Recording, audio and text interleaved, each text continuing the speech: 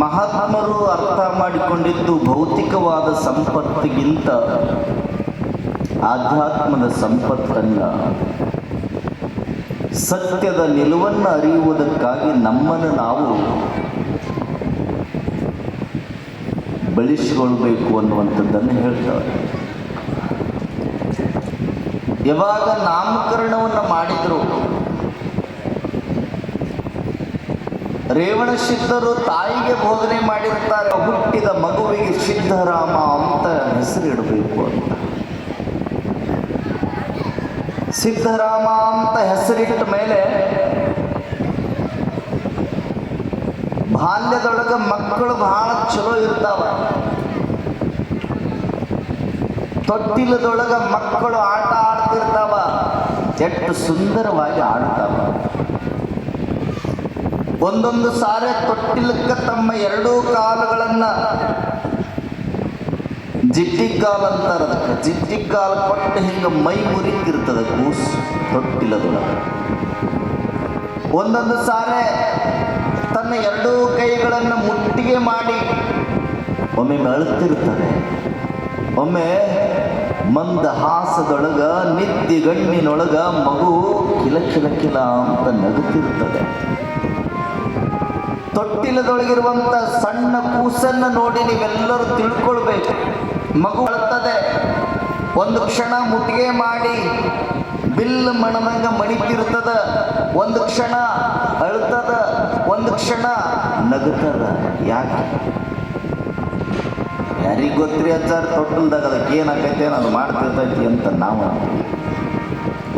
ಆ ಕೂಸು ಕಾಲನ್ನು ಹಿಂಗೆ ಜಿಟ್ಟಿ ಕಾಲು ಕೊಟ್ಟು ತೊಟ್ಟಿಲವನ್ನು ಒತ್ತು ಮೇಲೆ ಜಿಗಿತಿರ್ತದಲ್ಲ, ಆವಾಗ ಆ ಕೂಸು ಏನಂತದಂದ್ರೆ, ಯಾವುದೇ ಮಾಯಾ ಮೋಹಗಳು ಬಂದು ಅಂದರೆ ಯಾವ ನಂಜಿನ ಪದಾರ್ಥಗಳಂತದಾವಲ್ಲ ಎಲ್ಲವುಗಳನ್ನು ತುಳಿದು ನಿಂತು ನನ್ನ ಬದುಕನ್ನು ಕಟ್ಟಿಕೊಳ್ತೀನಿ ಅನ್ನುವಂಥ ಭಾವದೊಳಗೆ ತೊಟ್ಟಿಲ್ಕೆ ಹಿಂಗೆ ಒದಿತಿರ್ತದಂತ.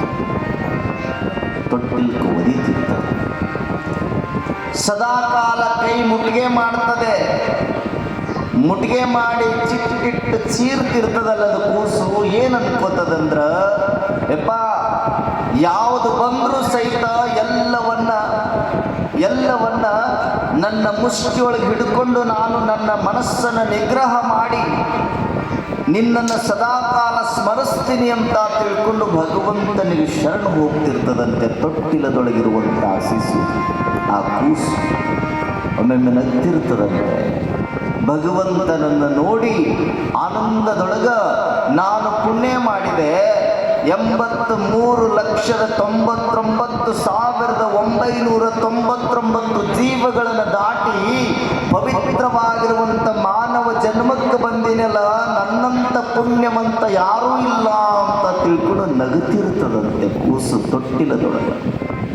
ಹೀಗೆ ಬಾಲ್ಯದೊಳಗ ಆಟವನ್ನು ಆಡ್ತಾ ತೊಟ್ಟಿಲದೊಳಗೆ ಮಗು ಬೆಳೀತದೆ ಬೆಳೀತದೆ ಬೆಳೀತದೆ. ಬಿದಿಗಿಯ ಚಂದ್ರನಂತೆ ಮಗ ಬೆಳೀತದೆ.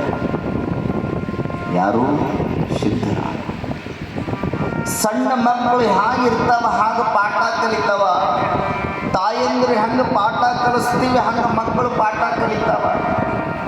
ಮಕ್ಕಳಿಗೆ ಯಾವ ಥರನಾಗಿ ಬೋಧನೆಯನ್ನು ಮಾಡ್ತೇವೆ, ಅದಕ್ಕಾಗಿ ಅದೇ ಥರನಾಗಿ ಮಕ್ಕಳು ಬೆಳೆಯೋದು. ಸಣ್ಣ ಮಕ್ಕಳು ಹೇಗಿರ್ತಾವಂದ್ರೆ ತಾಯಿ ಏನನ್ನು ಕಲಿಸ್ತಾಳ ಹಂಗೆ ಬೆಳಿತಾವ. ಬೇಕಾದ್ರೆ ನೀವು ಸುಳ್ಳಲ್ಲ, ಕನ್ನಡದ ಗರುತಿ ಬರಿತಾಳೆ, ಮನೆಯ ಮೊದಲು ಪಾಠ ಶಾಲೆ ಜನನಿ ತಾನೇ ಮೊದಲ ಗುರು. ಜನನಿಯಿಂದ ಪಾಠ ಕಲಿತ ಜನರೇ ಧನ್ಯರು ಅಂತ ಕನ್ನಡದ ಗರುತಿ ಬರಿತಾಳಲ್ಲ, ಆ ಕನ್ನಡದ ಗರುತಿ ಬರದಂತೆ ತಾಯಿನೇ ಮೊದಲ ಗುರು ಅಂತ, ಮನಿನೇ ಮೊದಲ ಪಾಠಶಾಲೆ ಅಂತ. ಮನಿನೇ ಶಾಲೆ, ಆ ಮನೆಯೊಳಗೆ ಟೀಚರ್ ಯಾರು, ಗುರು ಯಾರು ಅಂದ್ರೆ ಅದು ಹೆತ್ತ ತಾಯಿ. ಆಕೆ ಹೆಂಗೆ ಮಕ್ಕಳಿಗೆ ಪಾಠ ಮಾಡ್ತಾಳೆ ಅಷ್ಟು ಸುಂದರವಾಗಿ ಮಕ್ಕಳು ಬೆಳೀತಾರೆ. ಅದಕ್ಕೆ ಒಬ್ಬ ಕವಿ ಭಾಳ ಚಂದ ಬರೀತಾನೆ, ಸಣ್ಣ ಮಕ್ಕಳ ಮನಸ್ಸು ಹೇಗಿರ್ತದಂದ್ರೆ ಬಿಳಿ ಹಾಳಿದ್ದಂತ.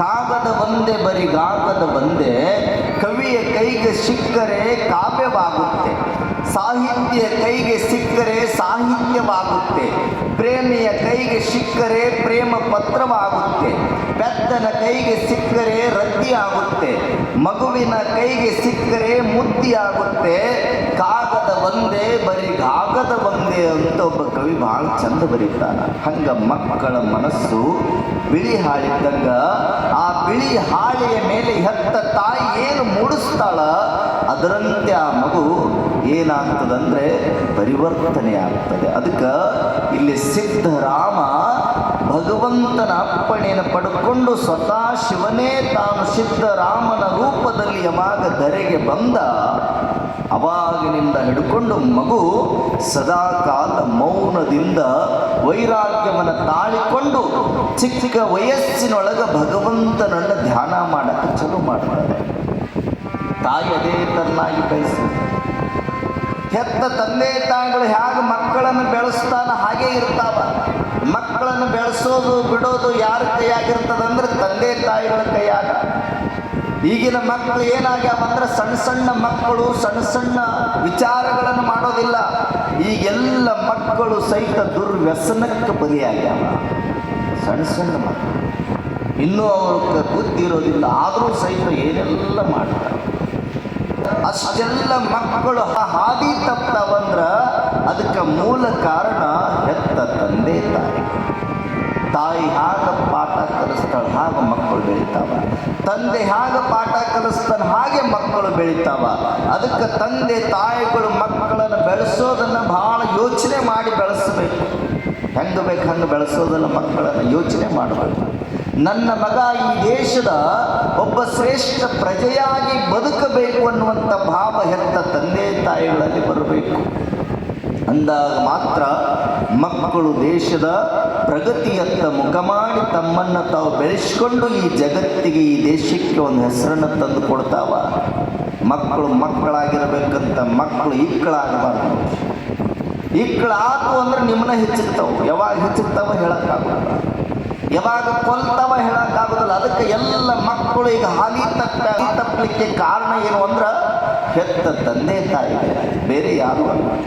ಶಾಲೆಯೊಳಗೆ ಶಿಕ್ಷಕರು ಪಾಠವನ್ನು ಮಾಡಿದರೂ ಸಹಿತ ಆ ಪಾಠವನ್ನು ಕೇಳುವಂಥ ಪ್ರಜ್ಞೆ ಮಕ್ಕಳಲ್ಲಿ ಬರೋದಿಲ್ಲ. ಅಂದ್ರೆ ಮನೆಯೊಳಗೆ ಇರುವಂಥ ಸಂಸ್ಕೃತಿ ಸಂಸ್ಕಾರ ಅವ್ರನ್ನ ಅಷ್ಟು ಎತ್ತರ ಮಟ್ಟಕ್ಕೆ ತೊಗೊಂಡು ಹೋಗೋದಲ್ಲದು ಹದಿಗೆಟ್ಟಿಸಿಬಿಡ್ತದೆ. ಅದಕ್ಕೆ ಹೆತ್ತ ತಂದೆ ತಾಯಿಗಳು ಹೇಗೆ ಮಕ್ಕಳಿಗೆ ಪಾಠ ಕಲಿಸ್ತೀವಿ ಹಾಗೆ ಇರ್ತಾವೆ.